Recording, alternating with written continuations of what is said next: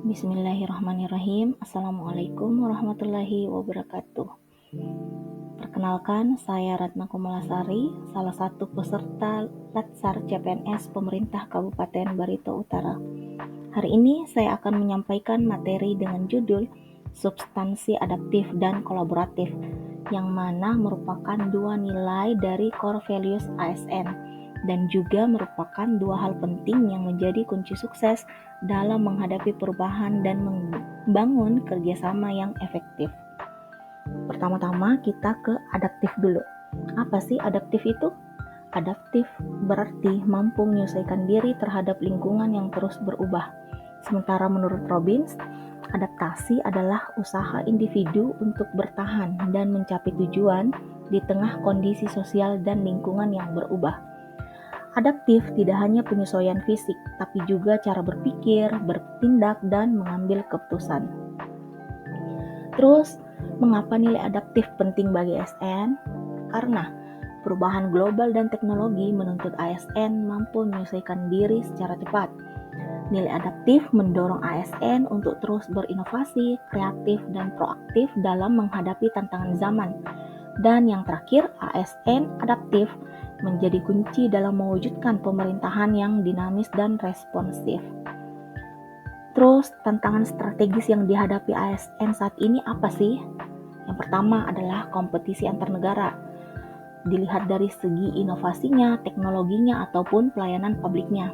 Terus ada teknologi disruptif seperti AI, big data, atau digitalisasi layanan publik. Dan yang terakhir ada lingkungan VUCA, yang mana menuntut ASN untuk cepat merespons dan berani keluar dari zona nyaman. Terus karakteristik ASN yang adaptif itu yang seperti apa?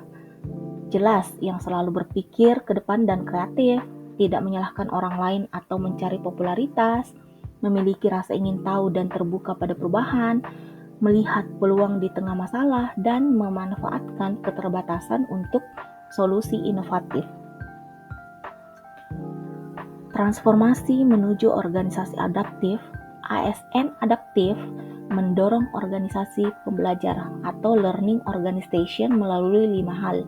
Yang pertama ada personal mastery, terus belajar hingga mahir, ada shared vision, visi bersama yang jelas, ada mental model, pola pikir yang selaras, ada team learning, yakni kolaboratif, dan ada system thinking, melihat secara utuh. Nah, ada nih studi kasus tentang adaptif. Kita lihat BlackBerry dan Nokia.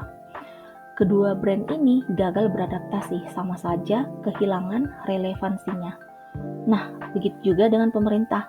Pemerintah harus belajar dari dunia bisnis, entah itu terus berinovasi atau malah tergilas perubahan. Nah, yang ketiga, ASN harus menjadi penggerak perubahan melalui inisiatif dan juga kolaborasi.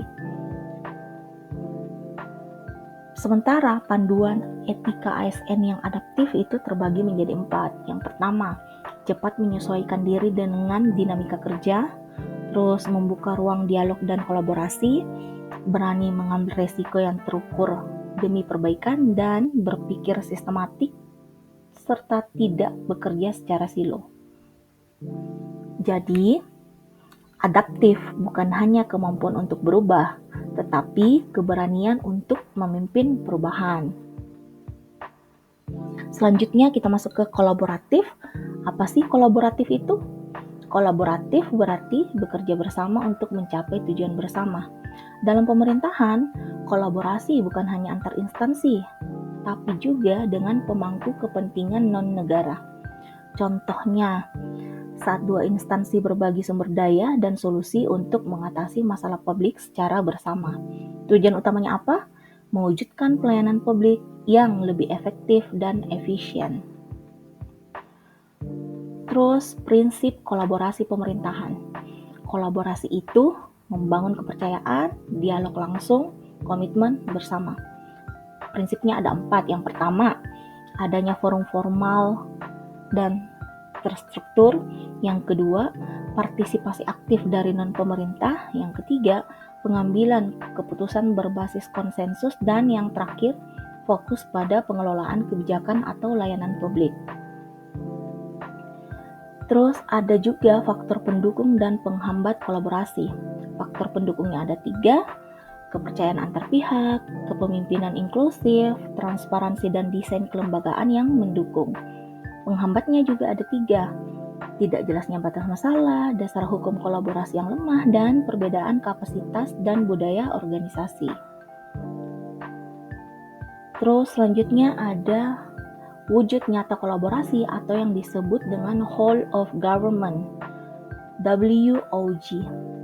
Adalah seluruh instansi pemerintah bekerja bersama lintas sektor. Fokusnya pada hasil bersama atau shared outcomes. Manfaat dari WOG ini ada 2. Yang pertama, efisiensi, akuntabilitas, dan pengurangan tumpang tindih kerja. Terus ada solusi atas masalah kompleks seperti apa? Kriminalitas, kemiskinan, dan perubahan iklim. Sementara bentuk dari WOG ini sendiri ada koordinasi, gugus tugas, koalisi sosial, dan joint planning.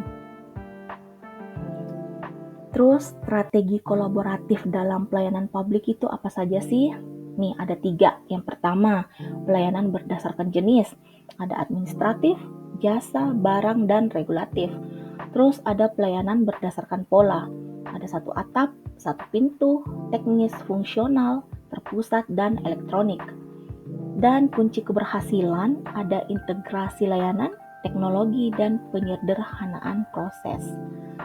Sementara tantangan dalam praktik WOG, yang pertama ada kapasitas SDM yang tidak merata, ada perbedaan budaya organisasi dan nilai-nilai kerja, terus ada gaya kepemimpinan yang belum adaptif terhadap kolaborasi. Solusinya apa? Pertama, pelatihan bersama. Kedua, kepemimpinan transformasional dan komunikasi yang terbuka. Panduan perilaku kolaboratif itu sendiri ada beberapa. Di antaranya, anggap perubahan sebagai hal wajar, hargai staf dan pendapat mereka, dukung staf yang berani ambil resiko, bangun kepercayaan dan kerja tim lintas divisi, bahas masalah secara terbuka dan transparan, fokus pada kualitas layanan bersama, dan terapkan kerjasama informal dan berbagai sumber daya.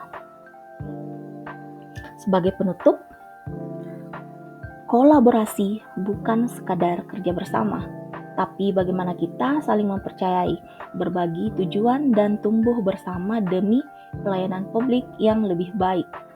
Mari bangun sinergi karena bersama kita bisa lebih kuat. Terima kasih. Wassalamualaikum warahmatullahi wabarakatuh.